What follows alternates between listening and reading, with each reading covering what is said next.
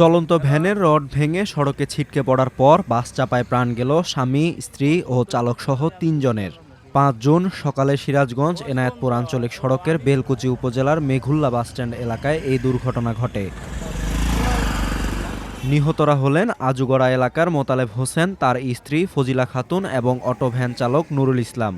এই ঘটনায় নিহত মোতালেবের ১৬ বছর বয়সী মেয়ে তামান্না খাতুনও গুরুতর আহত হয়েছেন। তাকে স্থানীয় উপজেলা স্বাস্থ্য কমপ্লেক্সে ভর্তি করা হয়েছে। প্রত্যক্ষদর্শীরা জানান, ভ্যানে করে সপরিবারে উপজেলা সদরের দিকে যাচ্ছিলেন মোতালেব হোসেন। মেঘুল্লা এলাকায় পৌঁছালে হঠাৎ ভ্যানের রড ভেঙে চালকসহ সবাই সড়কের উপর ছিটকে পড়েন। ঠিক তখনই এনায়েতপুর থেকে আসা ঢাকাগামী ঢাকা এক্সপ্রেস বাসটি তাদের বাঁচাতে গিয়ে নিয়ন্ত্রণ হারায় এবং তাদের ওপর উঠে যায়।